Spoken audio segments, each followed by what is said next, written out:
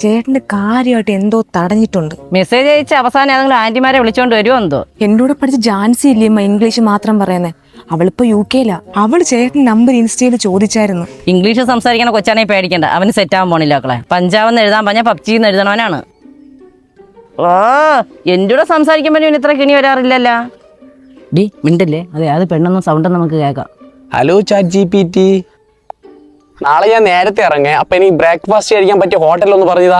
അപ്പം ചേട്ടൻ സംസാരിച്ചോണ്ടിരുന്നത് ജാൻസിയോടല്ലേ, ചാറ്റ് GPTയോടാണോ? ഞാൻ അപ്പോഴേ പറഞ്ഞില്ലേ ഇവന് പെമ്പിളരെ സെറ്റുള്ള കഴിവൊന്നും ഇല്ലെന്ന്. ഞാൻ എൻ്റെ മിക്ക കാര്യങ്ങളും ചാറ്റ് GPTയോട് തന്നെ ചോദിക്കണം.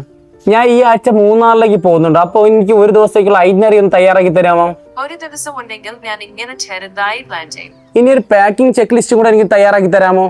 ബേസിക്കായി നോക്കുമ്പോൾ ഒരു ലെയർ ജാക്കറ്റ് അല്ലെങ്കിൽ പുരി. തിരിച്ചു വരുമ്പോൾ ഡിന്നറിന് പോകാൻ പറ്റിയ കുറച്ച് സ്ഥലം കൂടെ ഒന്ന് പറഞ്ഞു തരൂ. നാടൻ കേരള ഭക്ഷണം വേണമെങ്കിൽ അപ്പോഴും ഇതായിരുന്നല്ലേ നീ ഫോണിൽ എപ്പോഴും സംസാരിച്ചോണ്ടിരുന്ന കാര്യം? അപ്പം ചേട്ടൻ മുഴുവൻ മലയാളത്തിലല്ലേ സംസാരിച്ചത്? ഞാൻ എങ്ങനെ സ്വാഭാവികമായി മലയാളത്തിൽ സംസാരിക്കുമോ അതുപോലെ സംസാരിച്ചാൽ മതി. അതിന് മലയാളം മനസ്സിലാവും, മലയാളത്തിന്റെ മറുപടിയും പറയും. എനിക്ക് വേണ്ട സഹായമൊക്കെ ചെയ്യും. യാത്രാ പ്ലാൻ കണ്ടെത്താനായാലും പുതിയ ഐഡിയകൾ കണ്ടെത്താനായാലും അല്ലെങ്കിൽ എന്തെങ്കിലും സംശയങ്ങൾ ചോദിക്കാനായാലും ഞാൻ എൻ്റെ സ്വന്തം ഭാഷയിൽ ചാറ്റ് GPTയോട് സംസാരിച്ചാൽ മതി.